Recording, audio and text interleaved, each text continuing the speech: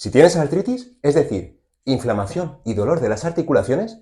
es muy importante evitar ciertos alimentos que pueden agravar esta inflamación, hacer progresar la enfermedad o aumentar de peso, ya que esta obesidad sobrecargará estas articulaciones inflamadas y empeorará todos tus síntomas. Esto es aplicable tanto para la artrosis, que es la degeneración del cartílago articular y del hueso que hay por debajo de las articulaciones, como en la artritis, que se da una inflamación de origen autoinmune, es decir, que nuestras propias células son las que atacarán a nuestro tejido. Pues muchos de estos alimentos a evitar ya los conoces, como por ejemplo son los alimentos ultraprocesados, pero hay otros alimentos que no debes tomar y que seguro te van a sorprender. Así que vamos a ello. El primero que debemos evitar es el azúcar refinado, que lo podemos encontrar en la repostería industrial, en helados, en refrescos carbonatados, en zumos, en salsas y en muchos tipos de alimentos precocinados. Y debemos evitarlos ya que se ha visto en diversos estudios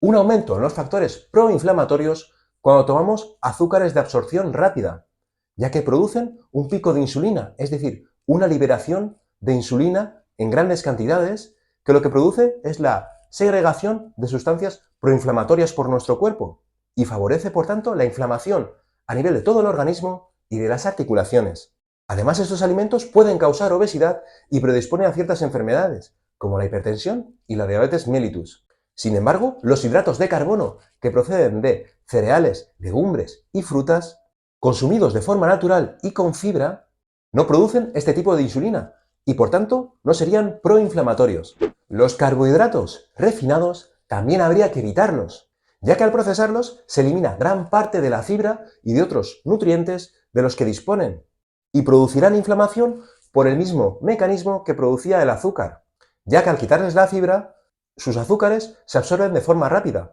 producen este pico de insulina y se produce la liberación de los factores proinflamatorios. Ejemplos de alimentos a evitar serían el pan y el arroz blanco, la pasta o los productos de repostería hechos con harinas refinadas. En su lugar, podemos consumir hidratos de carbono en su forma natural, consumiendo pan y productos integrales, frutas, verduras, legumbres y todos aquellos alimentos que sean ricos en fibra, porque la fibra lo que produce es un retraso en la absorción de los hidratos y por tanto un pico de insulina más sostenido. Pero la forma de cocinarlos también influye, ya que en recientes estudios se ha visto que si tras cocinar el carbohidrato, preferiblemente hervido o a la plancha, este se enfría y se vuelve a recalentar, el almidón, que es la forma en la que se organizan los azúcares o los carbohidratos de forma natural, cambia su estructura y pasa a ser un carbohidrato de absorción lenta y por tanto producirá una liberación más sostenida de insulina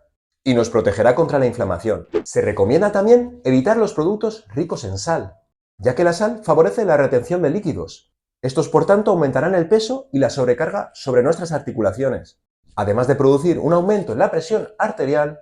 y problemas cardiovasculares. Espero que te esté gustando el contenido de este vídeo. Si es así, no dejes de suscribirte, dejarme un buen comentario y recomendarme a tus amigos. Se recomienda también evitar los productos ricos en grasas trans y saturadas. Las grasas trans, de hecho, son de lo peorcito, y se trata de un tipo de lípidos o aceites que han sido procesados por la industria y se encontrarán sobre todo en mantecas, en margarinas, galletas o pasteles y alimentos precocinados. Estas grasas son horribles, ya que favorecen la inflamación en general y en las articulaciones en particular, pero también son malas para la salud en general, ya que aumentan el riesgo cardiovascular al aumentar el colesterol, el riesgo de diabetes y la obesidad. Por tanto, no grasas trans. Si hablamos de la leche y los productos lácteos, hay cierta controversia, ya que en ciertos estudios se ha visto un aumento de la inflamación con el consumo de los lácteos, pero en otros ensayos se ha determinado que puede haber un posible factor protector, y este posiblemente sea debido al contenido en vitamina D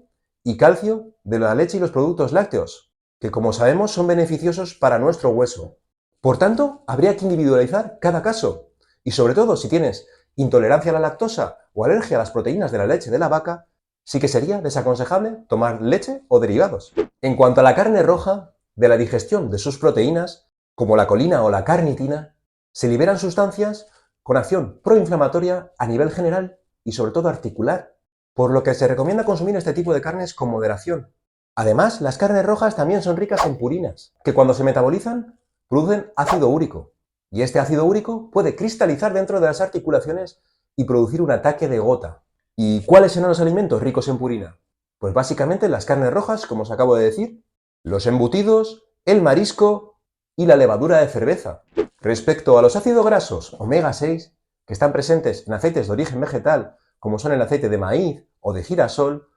o también lo podemos encontrar en productos ultraprocesados, se ha visto que puede tener un efecto proinflamatorio, sobre todo cuando hay una falta dietética de ácidos grasos omega 3, por lo que si vemos este desbalance entre omega 6 y omega 3, sería recomendable aumentar en nuestra dieta los alimentos ricos en ácidos grasos omega 3, como serían los frutos secos como la chía o el pescado graso. Respecto al gluten, que está presente en cereales como el trigo, la cebada, el centeno o la avena, puede generar una respuesta autoinmune principalmente a través de una de sus proteínas, la gliadina, que sería la responsable de la celiaquía. Pues recientes estudios han demostrado que una dieta vegana sin gluten disminuye la autoinmunidad, así como los síntomas de artritis, por lo que también sería recomendable seguir una dieta sin gluten para disminuir la inflamación. En cuanto al consumo de alcohol, también hay cierta controversia, ya que algunos estudios han demostrado que el consumo de alcohol en cantidades moderadas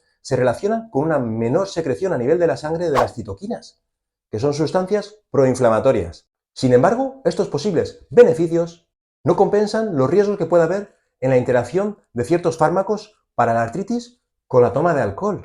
o con el riesgo de aumentar el ácido úrico y producir un ataque de gota, así como el desgaste óseo, ya que interfiere en el metabolismo de la vitamina D y del calcio, produciendo un hueso más débil, por lo que lo recomendable sería eliminar su consumo. Gracias por quedarte hasta el final. Aquí te dejo un par de vídeos que seguro te van a encantar. Nos vemos. Recordaros que toda la información dada en estos vídeos es para ampliar vuestro conocimiento y empoderaros como pacientes, para que así toméis las riendas de vuestra salud, pero que en ningún caso sustituyen a la visita y manejo de vuestro médico de confianza.